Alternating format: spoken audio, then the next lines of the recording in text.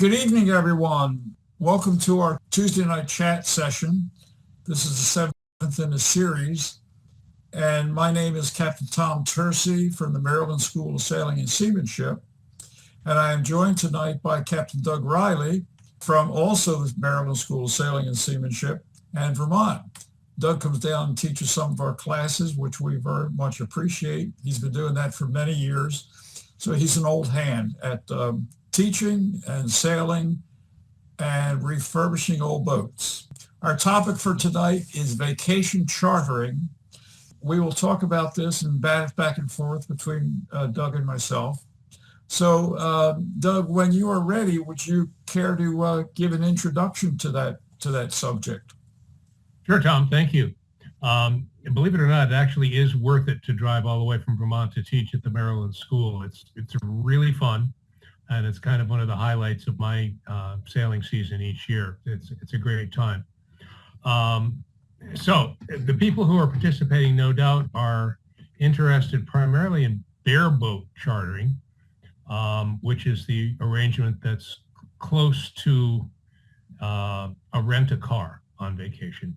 You rent the vessel, you're responsible for it, you go where you please within certain limits, you bring it back full of fuel, and away you go. There are a couple of hybrid vacation charter arrangements that I'll mention just briefly, knowing that probably most people are interested in the one I just described. There are flotillas, and a flotilla is an arrangement whereby you are on your own boat, as you would be in a bareboat, but you are part of a sort of floating squadron of other people who are on your trip, and a lead boat that has an instructor / captain who can, for one thing, lead you to the good places to anchor, the good places maybe to tie up in town, to eat, and so on, and also help you out if you get in trouble, if the weather gets nasty. That captain is there to help you. So you have an instructor, but the instructor is not sitting right next to you. You still have the privacy of your own boat. So that's a flotilla arrangement. I've never gone on one of those. ASA arranges them, and the bigger charter bases, in some cases, will arrange them too. There's various people who put those things together. There's also the captained charter, in which you rent the boat, you're on the boat, but the charter base supplies an instructor / captain to come along with you. If you're new at the game, if you're uncertain, or maybe just if you want a good guide, somebody with local knowledge who can say, here are the cool places to go. Here are the overcrowded places that you don't want to go because it's just not that much fun. So in the right circumstances, that arrangement can be good, even if you have the skills to sail. A good charter captain will not touch the wheel unless you ask him or her to do so. That person is along as your advisor, as your tour guide. Now, one of the disadvantages of doing that is that you have to perhaps rent a slightly bigger boat because you have to put that person up on your boat, of course. So you got to have another cabin. You have to feed him or her. It's a personal service, so you might think about giving that person a tip. Plus, there's some invasion of your privacy because a boat is a small place and you've got a semi-stranger with you, although you hope the person becomes a friend. There's one other way to do it, and that is to bring your own captain. You can rent a bareboat and specify that you're bringing your own captain. I've actually been one of those on a couple of occasions. That way you have somebody you know and get along with, presumably. It's probably the most expensive or more expensive option than having a captain supplied by the charter company, because the normal arrangement with a freelance captain is that you have to not only pay the person per day, but also transport him or her to and from the place where the charter begins. So there's an airline fare that you have to pick up as well.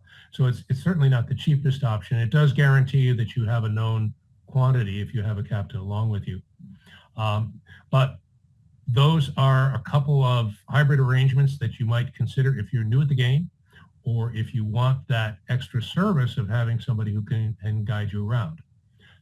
If you don't, then you're back to the vanilla bareboat model, which involves you contacting a charter company, and we'll talk about the different kinds of those, and specifying the time of year you want to go. Of course, you've decided where you want to go, the size boat you need, how long you're going to need it, and a bunch of other little details. But basically, you plunk down a credit card, and if they are satisfied with your abilities, then you show up and you get your boat and away you go.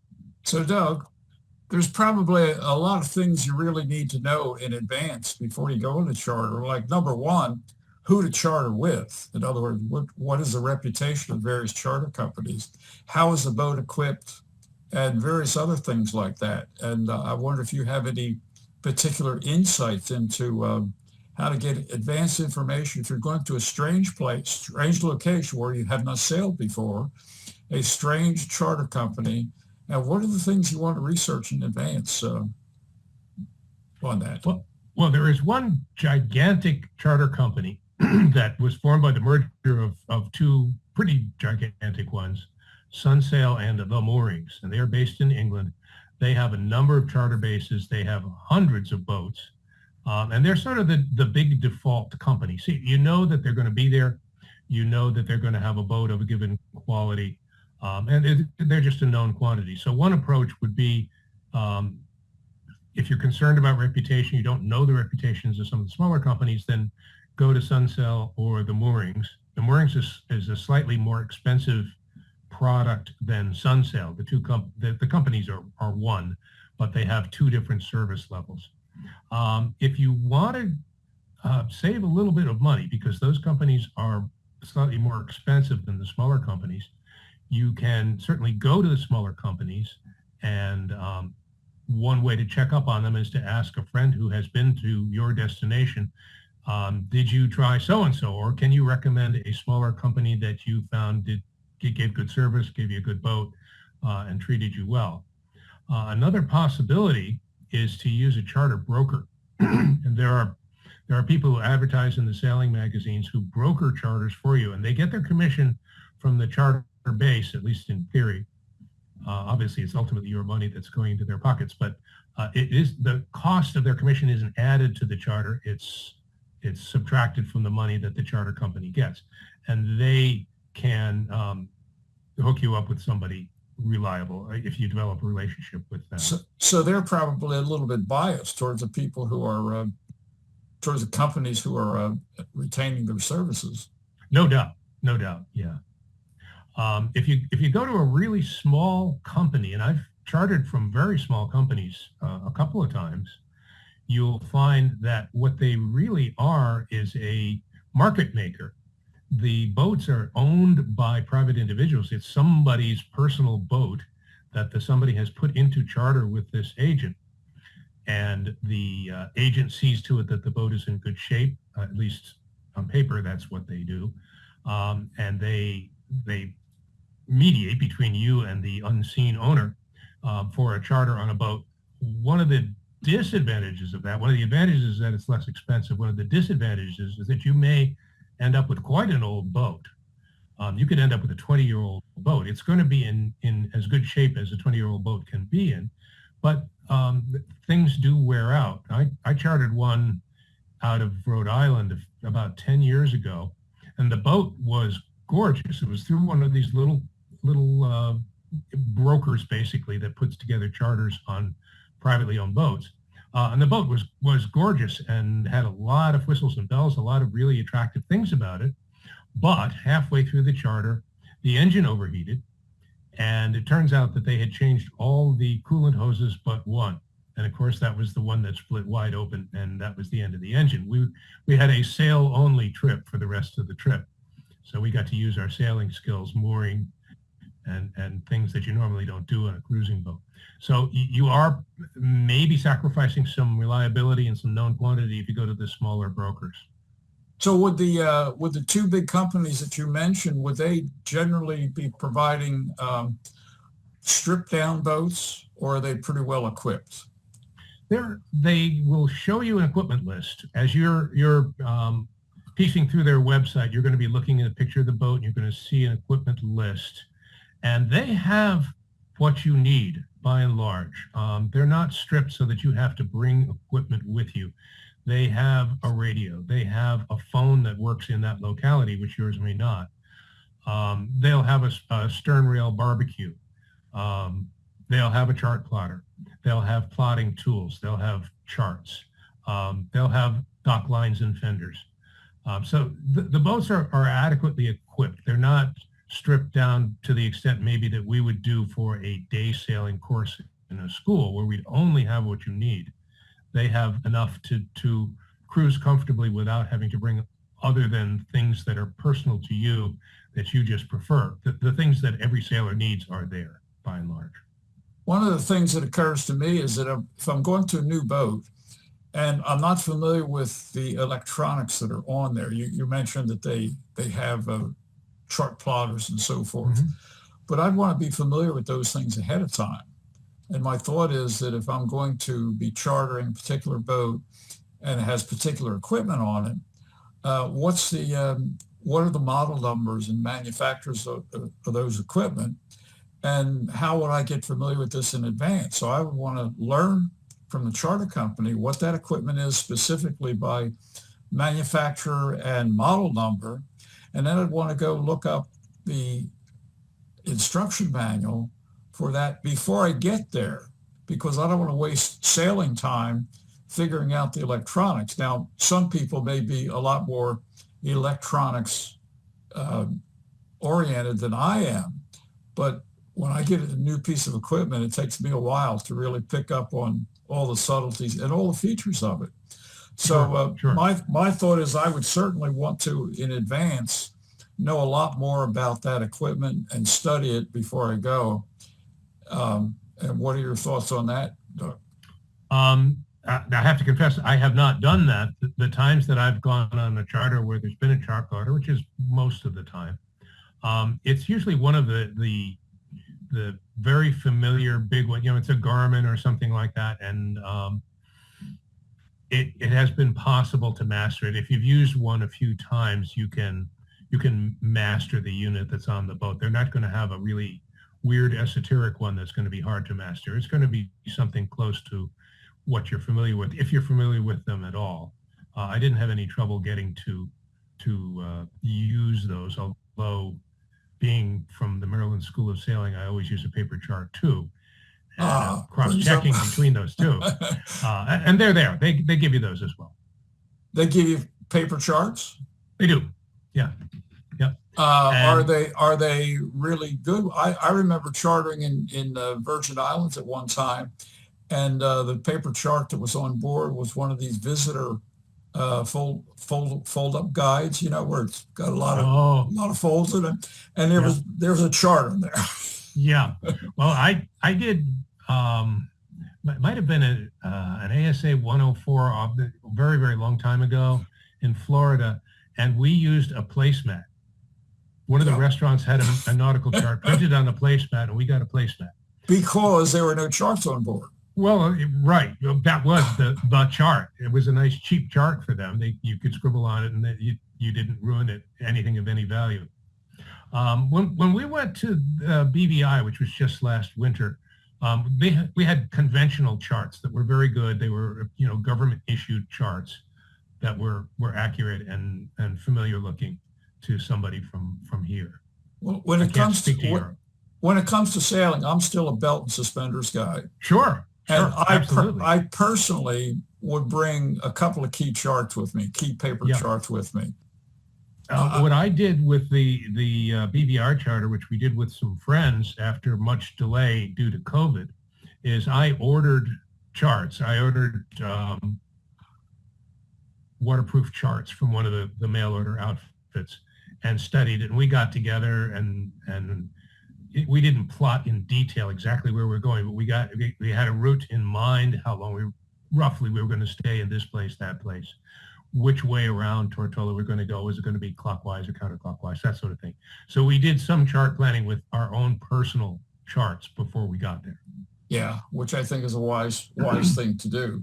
The charter company that we dealt with last year also had a pre-cruise online chart briefing, a video chart briefing that gave you some of that information as well. If you've studied the chart, there's not much they're going to tell you don't already know, but they do that, and they require that you have seen that and certified that you've looked at it. It's about a half an hour long. Well, I know I've seen some of the advertisements, and they say, well, it's eyeball navigation. You just look up there and you see that island over there, and there's where you go sailing to, right? Yeah, as long as there's no rocks in between. Right. That's one of the problems that happens, isn't it? Yeah.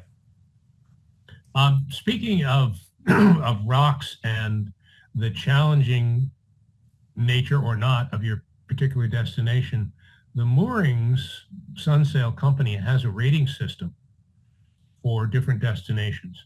1, 2, 3, 1 being the easiest, 3 being the hardest. Now they list, and this is interesting, they list the BVI, British Virgin Islands, as the easiest. And maybe it's the easiest one that they charter in. I would not consider it to be strictly a very easy destination. I think Florida is easier. I think the Chesapeake Bay, for the most part, is easier. For one thing, the Virgin Islands has rocks, not necessarily mud to go aground in. So easy is relative. And maybe we should talk a little bit about what your practice level should be before you start thinking about doing this. Yeah, well, I think before you go to a distant location with coral or rocky bottoms and so forth, that you should have some charters under your belt in muddy places like the Chesapeake Bay. And if you do run aground, then it's not so bad. You may get messy with the mud, but at least you're not going to sink a boat. I do recall seeing a video of an island packet, 48, 45 foot, a big one, that was grounded on the rocks, and the waves were rolling in, and this boat kept pounding and pounding on those rocks, and the boat just kept getting smaller and smaller and smaller as time went by. So it can be a serious matter in those places with rocky bottoms or coral. Yeah, absolutely. And yet that location is rated as a 1 out of 3. Yeah. So I guess they're thinking about Scotland or some place like that that's incredibly rough and incredibly rocky and foggy besides, with huge tides. Totally different subject right now. But what about holding tanks and pump outs? And what is the practice down there? Let's say in the Caribbean. Any thoughts on that? Well, unfortunately, in the BVI, there are no holding tanks, or there are no pump outs, I should say. There are holding tanks on the boats, and you are instructed to go out into Sir Francis Drake Channel and pump out. And they want you to have pumped over your charter, or more often, if you need to, you run the macerator pump until the tank is empty. So they're just discharging overboard. Yeah, is that pretty much the practice in most of those locations? Do you think? I can't speak for Europe. Mm-hmm. I would not be surprised though. It seems that pump outs are a fairly new thing, and in a lot of the industry, they have not yet arrived in countries that are interesting. Maybe in the most advanced countries in Britain, maybe. But I learned to sail in Maine, and a lot of people in Maine pump overboard, and they pump overboard pretty near shore. It's kind of unfortunate. In the BVI, they do instruct you to get out in the middle of the channel. There's some current there, and please don't pump out near shore. But you're definitely pumping out overboard. Yeah. That was my experience down there as well.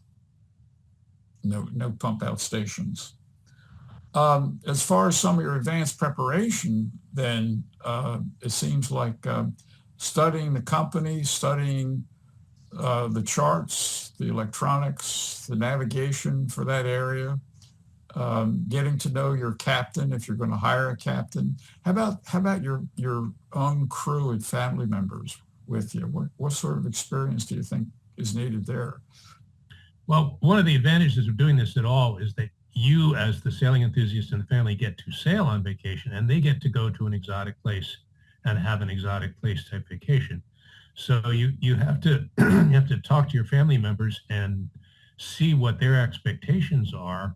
Make sure that you don't plan 12 hours of sailing a day if some folks want to go ashore and they want to have the afternoon to look at the botanical gardens or something like that. So you do have to work with your family members. Certainly this should not be the first time you sail with your family members. You should have sailed with them, in your home waters and maybe on a local charter or two before you take them along. It may turn out that they don't like it. And when it comes to your crew who are not your relatives, you have to have one other skilled sailing person, I think, at a very minimum. Somebody else. Most recreational boats can be operated by two people if they know what they're doing. So you want to bring somebody along who is skilled, maybe even more skilled than you, to help with dock lines, to help with navigation, and decision making, and so on and so forth. And the other folks maybe can just be along for the ride as long as they're not prone to seasickness or they get claustrophobia being on a boat for too many hours. You really have to pick your people carefully or it's not going to be fun. I've turned down a couple of charter opportunities where just the communications before we even signed up for the charter gave me some uncomfortable feelings that we were not going to get along that well. We had different personal styles. I mean, just when do you get up in the morning? Do you like to cook on board? Do you want to eat ashore all the time? Are you going to want to spend 2 hours sailing or 4 hours sailing or 8 or 12 hours sailing? How much sailing time versus ashore time are you going to want? And you've really got to work those things out. You don't want to be saying, well, what do we do now? After you're on board the boat and you've spent all the money and gone to the trouble of getting there. You want to work those things out and be very, very careful who you take along because they can make it fun or not. Yeah. You mentioned food, and that's another thing. Some of the charter companies provide provisioning, or you may elect to do your own provisioning. Any thoughts on that whole process? Well, when you're signing up for a charter, it's a little bit like buying an airline ticket online. There's a teaser price, and by the time the extras are stacked onto the teaser price, the price has doubled. Yeah. And that's close to being true with sailing charters too. There's a base price, and they quote those in order to compete with whoever else is online advertising boats. And then you find out, oh, there's insurance, there's a cruising fee, there's a daily fee for this, there's an extra fee for that, so on and so forth. Provisioning is optional. You can shop for your own food. Make a list, make a meal plan and shop for your own food, bring it aboard. Or you can use their provisioning plans, and you also can get a partial provisioning plan. Maybe it's just 3 dinners out of 8 or something like that. There's all kinds of different combinations. In most charter destinations, it's possible to get to a grocery store fairly close to the charter base, and you can shop if you don't mind spending your vacation time, with however many dollars a minute it's costing you to be there, pushing a shopping cart around. But it will save you some money. It gives you the chance to buy exactly what you want, just as much as you want. And that's what I've done. I've never used a provisioning package. I've been tempted, but in the end, people have said, we like to cook. We want to buy this, and this raw food, or take advantage of what the locals sell. It might be different food. It might be interesting food that you don't get back home. Well, my experience with all of the boating that I've done is that I want to keep meals on board as simple as possible. And if we do stop and go to a restaurant, that's great to add some variety. But to make food a primary focal point on a sailing trip, to me, is kind of self-defeating unless you feel that, the food is a big important part of that whole thing. So I generally just go for very, very simple meals. Use a lot of canned good stuff and that sort of a thing. Snacks, of course, and beverages, whether you have alcohol or not. That's a whole. Are there any restrictions with the charter companies that you know about alcohol during the charter? Usually they give you some as a little Okay. a little gift. Okay. There's a bottle sitting on the cabin table when you come aboard. Obviously, boating while intoxicated is extremely serious, and in many countries it's more serious than it is in the U.S. I mean, you're talking about potential prison time, so you want to be careful about that. It's best just not to drink while you're underway. Wait till you're tied up for the night. So no, they don't say anything about it other than requiring you to certify that you're not going to use drugs aboard. Maybe you're not going to smoke aboard, but they don't prohibit or restrict drinking aboard as such. Are there upcharges for smokers? I would imagine, I didn't look in detail because none of us smokes. I would expect that they would do something similar to the hotels. If they find out that you've been smoking aboard when it's prohibited, they're going to have a big penalty for cleaning the boat. And also rental cars is the same way now. Sure. And on top of that is the serious possibility that smoking will do some damage, that there'll be a cigarette burn on the cabin table or something like that. Yeah. Doug, before we take some questions, was there any more stuff that you wanted to focus on before we go for some questions? Well, maybe we should talk a little bit about boat selection and qualifications of the individuals. Just quickly, a lot of the charter destinations are primarily catamarans. And I think one of the reasons for that is that the people are bringing non-sailors who don't like to heel. Also, they're huge. They have a huge capacity to put up a dozen people, for example. So even though they're very expensive, they're twice or more the cost of a monohull. They may be per person just as inexpensive as a monohull, maybe even slightly less. They also are very maneuverable under power, and the marinas often are very tight there. They're not great sailing boats, and I think people who really love to sail, yes, eat only canned food, and they want a monohull because it's more fun to sail. It's a little closer winded and so on and so forth. But bear in mind that the majority of charterers now, at least in the BVI, charter cats, most. Yeah. And you don't see them sailing a lot. You see them motoring a lot, but they definitely push cats, and people love them. They have certain advantages. Yeah, a lot of times I see charter boats in the Caribbean sailing downwind with one head sail rolled out and sitting back and drinking a mint julep or something like that. Yeah, and they make great party barges. They're quite large. A vacation charter cat is a huge boat. Yeah, it's got you could play tennis inside the thing, and the kids can go swimming, and you've got two engines, so you can pivot the thing around in tight quarters. Picking up a mooring is often easier on a cat because you get the mooring in between the two hulls, and you can just pick it up, as opposed to having to kind of catch it if you're on a hull. I ended up, when I went on my charter, with a boat with twin rudders and no bow thrusters and a single engine.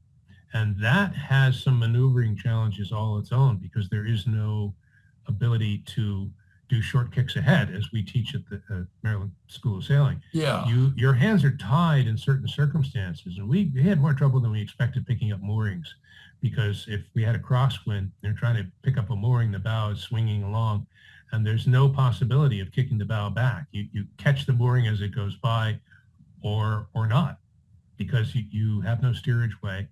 Prop walk was weak, and so on and so forth. Yeah, you don't have the benefit of kicking the rudder, a single rudder that's in back of the prop. Right. The rudders don't do anything once you stop. Yeah, with the twin rudder, the prop is in between them, and there's no kick on the rudder. That's right. Yeah, that's right. So some will have bow thrusters, and those are almost too wonderful. They're so easy to use, and that would solve the problem. But the boat we had did not have bow thrusters, and it had twin rudders, single prop, and it was a handful in some circumstances. Yeah, one of my things is that the best way to reduce your docking skills are to get a bow thruster. Absolutely, because it's too easy. Yeah, right. You're going to depend on it. Yep. Do we want to take some Yeah, questions? Sure. Rita, you have some questions there? Yes, and you were going to talk about credentials. Yes. That's probably an important thing to just go over briefly, and then we'll go to questions. Okay. Oh, all right, go ahead, Doug. Yeah. Well, ASA 104 has sometimes been called intermediate coastal cruising, and sometimes it's been called bareboat chartering.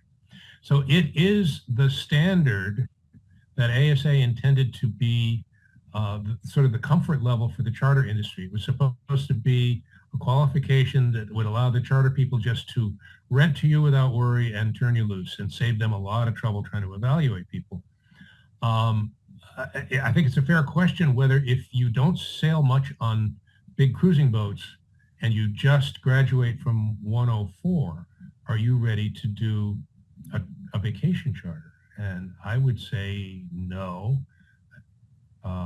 Tom's nodding. I'm sure Tom would say no. I agree. You got to go out and do a lot of independent sailing, whether it's on your boat, a friend's boat, or a local charter. Yes. In waters that you know, but you need to get some hands-on skills in being skipper on the boat. And when we choose people for our cruises, we always look at the days that they have had as captain on a boat, because when you're a crew and you're following directions, it's a totally different world than when you're the person who's actually in charge and having to make the decisions. So Absolutely. getting independent time as captain, I think, is vitally important before you go to more challenging phase 3 locations. Yeah, I think going on cruises, even locally with someone else, with the idea in mind that you're going to watch closely, you're going to observe, you're not going to just be a winch grinder, you're going to see how that person makes decisions, see how bedside manners work, how the person deals with the unexpected, and then do some of that yourself, and then maybe go on an easy charter in a truly easy place that's also probably close to home and less expensive for you to build up some practice. So I would say a season of that sort of thing is appropriate before you go chartering. I would not jump off your 104 after 5 days or so and say, I'm ready to charter. I'm going to go to the British Virgin Islands, or I'm going to go to Croatia, someplace like that. As far as credentials go, let me just throw in a couple things about Europe. Europe requires a proficiency certificate in order to be qualified to rent a sailboat. And surprisingly, a U.S. captain's license isn't good enough. But ASA 104 by itself is. You send, I think it's $59 to ASA, and they will look in their records, establish that you've passed 104, and give you an international proficiency certificate that Europe recognizes. The more difficult question is whether you also need some sort of a radio license. In the U.S., you don't, to operate a marine VHF. At least some of the European countries have a requirement that you have a radio operator's license. You personally have a license. And I've not been able to nail down whether that ever actually comes into play. But if you really want to be cautious and have all your ducks in a row, you can apply for one of those quite inexpensively to the US FCC, and then you at least have an American radio operator's license, even though you don't need it domestically.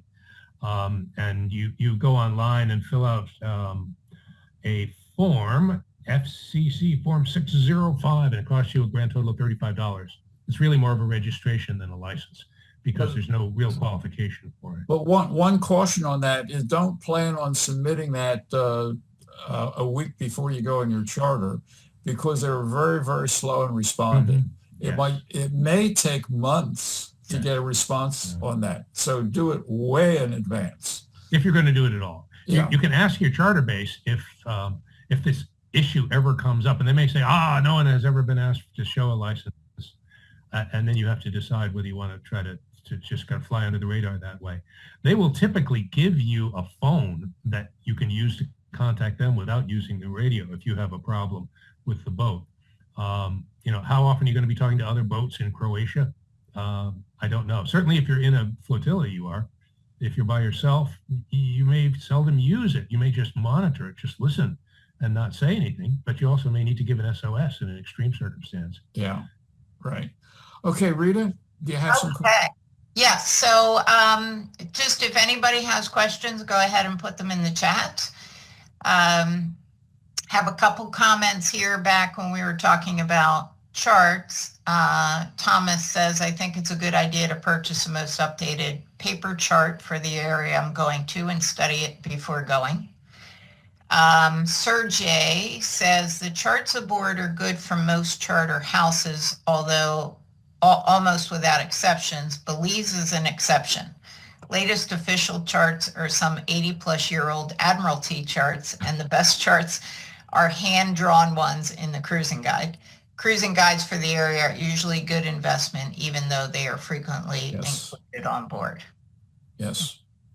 Yeah, I think the cruising guide is non-optional. You have to ask if they have one on board. If they don't, buy one for sure. Okay. And then there's a question about food. So you've talked about that, but do you want to add anything on choosing food? That's a place where people's personal styles are going to vary tremendously. For people who really love to sail, Tom's right. We just want to open up a can of something and get back to our sailing and not spend a lot of time on food. For some other people, the food is a huge part of the experience. And I've been fortunate at the school to often have good cooks among my student body. And there's somebody on board who really enjoys cooking. And the rest of us enjoy eating what that person cooks. So it all works out. You may have somebody who's a boat chef who really wants to do a good job and really wants to eat well. And that's something just to work out. There's no right answer to that. Some people on vacation really want to cook and will do a tremendous job, and everybody else will benefit from it. Other people just want to eat a can of hash and get back to sailing. Jed asks, any suggestions for how to acquire significant skill docking, specifically to gain the level of confidence needed to squeeze between two multi-million-dollar boats in a packed mid-harbor? As some of you may know, the Maryland School of Sailing has been doing docking courses for, 20 years or so now. And we wrote the book, which ASA adopted 20 years ago, have become more or less a standard for that instruction. ASA has recently come out with a new text that has a lot of bells and whistles, kind of peripherally to the basic core instruction of how to dock a boat properly, how to use spring lines and so forth. So we conduct very useful 2-day docking courses. We do it on a 32-foot island packet boat, which is a heavy cruising boat. We teach the principles. And there are many other schools who have adopted the program and are also teaching. Many of the schools are teaching docking in 1 day. We're doing it in 2 days, and there are some other schools doing it in 2 days as well. There's a whole continuum there of what's available, but getting some real instruction to help you understand what are the forces that are acting on the boat, what is the wind forces, and what is the current forces and so forth, and what are the forces developed by the prop and the rudder, and understand those principles, because once you understand them, it helps you tremendously in actually performing those docking maneuvers. How do you apply spring lines? How do you apply docking lines, and use these in your docking process? There's quite a bit of technicality, if you will, to docking, and the more you learn about the basic fundamentals, the better off you're going to be. Doug, you want to add? I know you teach some of this. Just a general observation, and then I'll get back to that specific. The charter companies are business, and their bias, if they have any, is towards making a sale.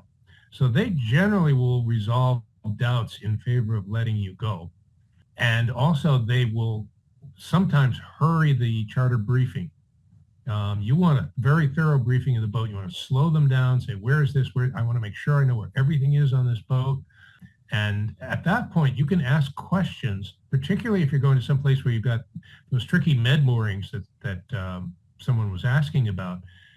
They differ. They're not all the same from town to town. You can ask them, what exactly is the setup in town X? Are the stern lines, for example, brought out to the outer end of the slip so that you can grab them as you go by. You don't have to back all the way to the stone wall to grab them. And there are some other things. What's the current in that harbor? Are there times of slack current when I would be less likely to get thrown all over the place while I'm trying to do my med moor? And also, there are places where you may just not want to go if there's a big old crosswind that's going to blow you into that mega yacht next door. You got to do a little bit of marine decision making there and resolve doubts in favor of maybe staying outside. And as one of the commentators said, dinking in if you want to go ashore. Yeah, that's always a good option to anchor or pick up a mooring and dink in. But this brings to mind another aspect, and that is if you're going to be docking in a particular location which is not familiar to you, one is to talk to the location you're going to be docking at and ask, what direction does the dock lay? In other words, is it north, south, east, west, and so forth? And pair that with your information on what wind direction is currently. Secondly, to do a flyby of this location you're going to be going into in the slip or between two boats who are mid-moored. And the other is to determine ahead of time, what is your abort plan? You're going to be coming in to dock the boat, and you're going to be coming in a certain direction. The wind is blowing in a certain direction. Current is flowing like this. The slip lays in this direction. What is my abort plan? And when do I decide that I must abort now because my approach is not right? And don't be ashamed to abort a docking if you do it pre-planned and in enough time. Yeah, there's absolutely no shame, and it's actually smart to do a recon run or two or however many you feel you need into an anchorage or a mooring field or slips to see the lay of the land, to see how the current pushes you around, to see what the crosswind is doing right at the spot where you need to go. Definitely it's better to bail than to try to salvage a really bad landing. Another comment back to the docking issue again is that some charter companies will not let you dock the boat at their slip, at their home slip. I know some of the charter companies will require that you radio ahead, you come in, you either drop an anchor or get on one of their moorings. They come out and bring the boat into the dock. Now, if you have that kind of arrangement, when you're out then for your charter, the question is whether you're going to be coming into docks every day, or whether you're going to do exactly this: anchor out and dink in. So if you're not really comfortable with your docking skills, look for some alternatives like those. Yeah, I've been to charter bases where the arrangement is either one or the other of those, depending on the policy of the company. Some of them say leave it at the outer end of the T-dock, or take it to the fuel dock and then we'll jump on and take it to its next destination, its slip or whatever. Others will have you dock the boat. Haven Charter, somebody mentioned Haven Charters in Rock Hall. I've chartered with them a couple of times, and they have you dock the boat unless they're concerned that you can't do it, but typically they do. Okay, so any advice, comments on insurance and types of insurance for the U.S. and overseas? Charter companies will give you a couple of choices. Again, it's somewhat like renting a car, that the options look somewhat similar. They will ask for a fairly stiff security deposit of multi-thousands of dollars, but for a fee, they will waive it.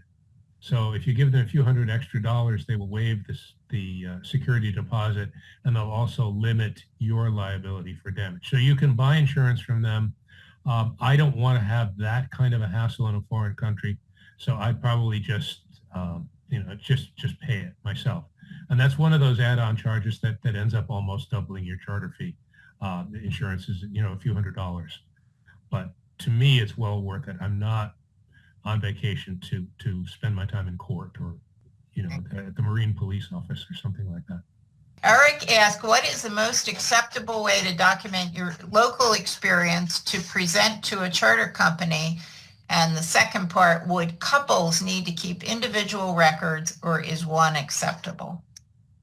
as far as documenting your experience, just reflecting back on what does the Coast Guard require, the U.S. Coast Guard require of applicants for a captain's license. And that falls into a couple of categories. One is if you are claiming experience operating your own boat, then one of the things you have to prove is that you in fact own that boat during the period that you're claiming charters for. Okay. Now, once you personally have certified to the Coast Guard that I own this boat in this period of time and I had this many sailing days on it and so forth, they pretty much accept that unless it looks unreasonable to them. Okay. Then the second is that if you were sailing with someone else who owned their boat, but you're sailing with them, then one of the things you can do is have them sign a statement that you were on board this boat. I am the owner of that boat, and we sailed this many days, these locations, and so forth. But basically get the owner of that boat to provide a certification for you, which you would probably have to compose and just have that owner sign. And then the third is if you are chartering a boat, obviously you keep all the documentation related to the charter that you did and confirm whether you were captain or whether you were crew member and so forth.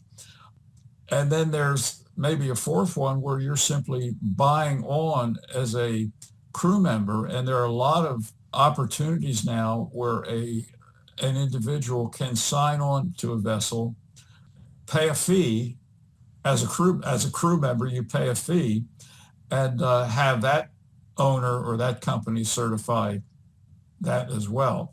So you have a couple of methods depending on how you're gaining experience. But what I would say ahead of time is that early in your sailing career or starting right now, document everything every experience that you have, and keep as many documents as you're able to that relates to that. And the couple question? Yeah, you're looking for whether he or she was the captain and whether he or she was the mate, right?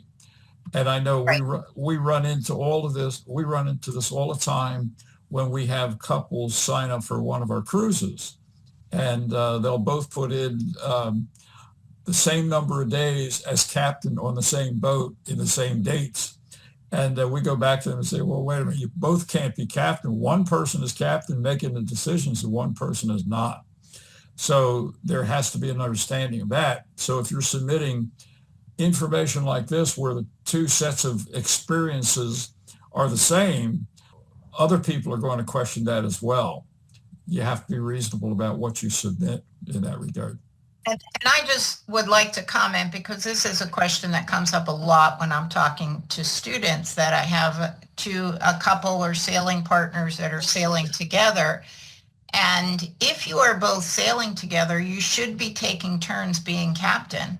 If you both have interest in sailing, you shouldn't be in that same role all the time.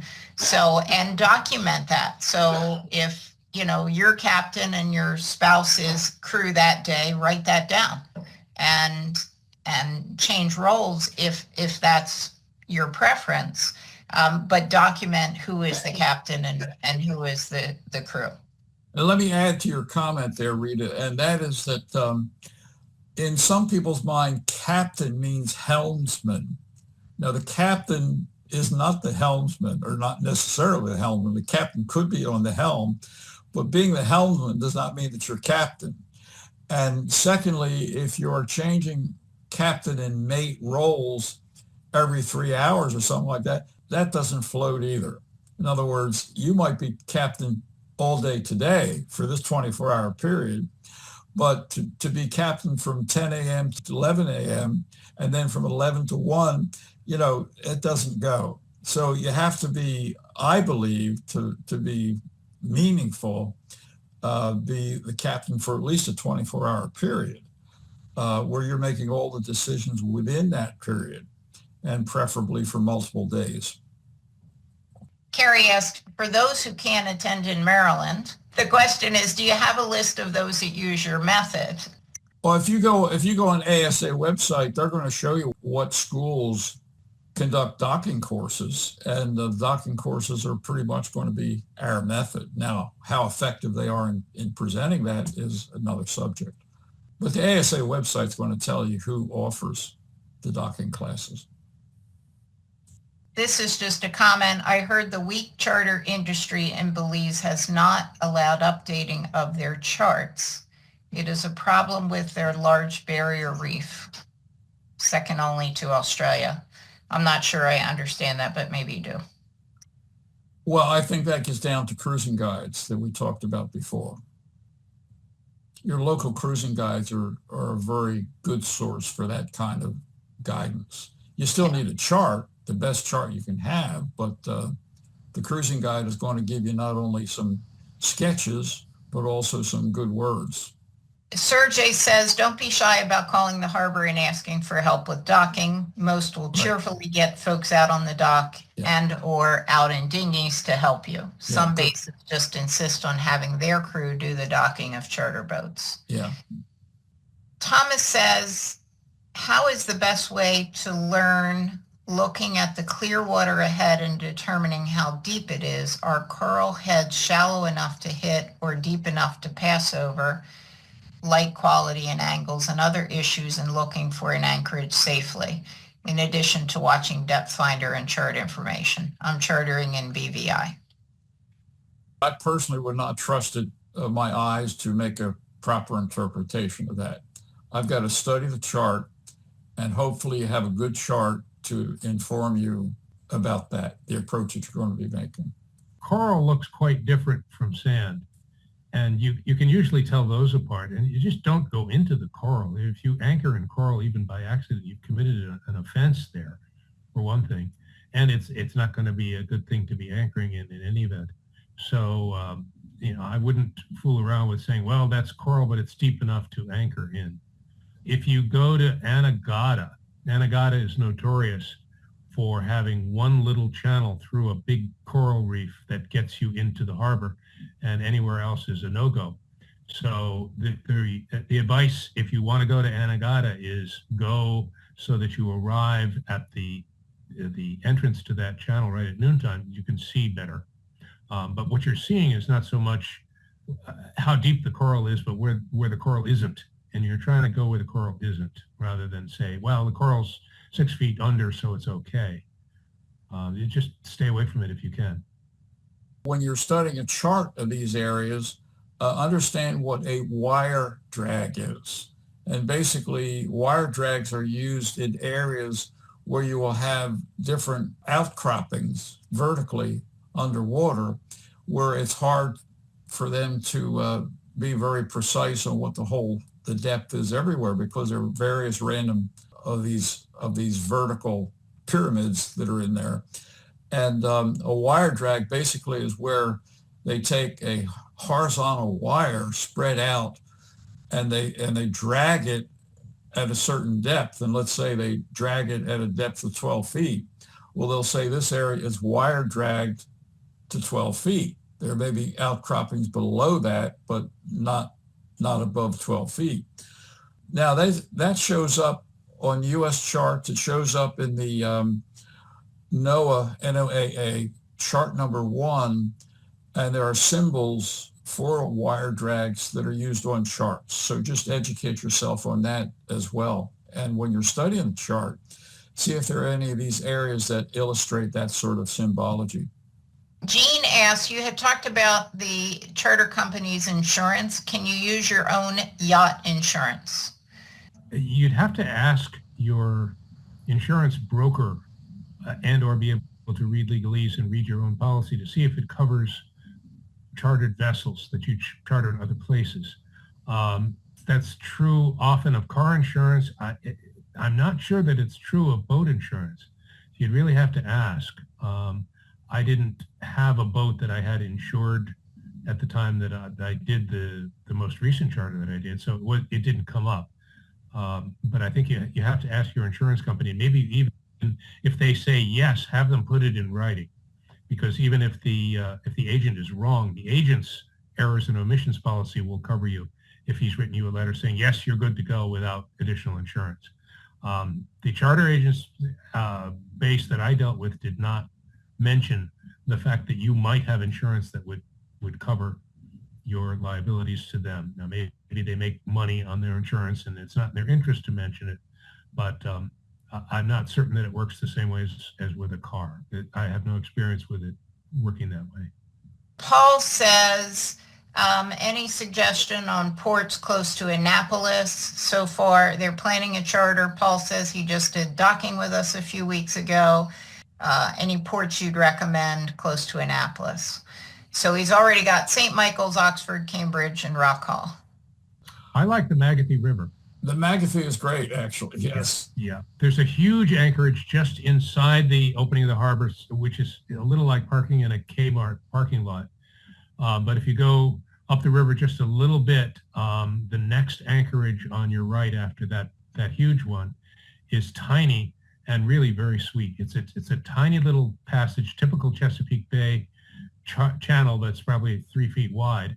But if you can get past that pinch point, you get into a little tiny bay that maybe accommodates 3 or 4 or 5 boats. And it's just delightful. I've been in there a few times and love it. So I would try the Magathie. It's quite close to Annapolis. From the Magathie to Annapolis might be a couple hours at the most under the bridge. He says, when you're approaching a new marina or dock, how do you know where to head when they say, go to dock A2? So they give you directions, but I think you may have already answered this, but. Well, this is part of your advanced study. You know, that's one of the things that you can do before you ever leave home is to look at their layout and get a diagram of those marinas that you think you might be going to. And it's also a fair question to say, hey, I'm not from around here. Where is dock A2? Give me some waypoints. You know, is it near the harbor entrance buoy? Is it opposite a building on shore? Something like that. It's fair to ask for more than just that.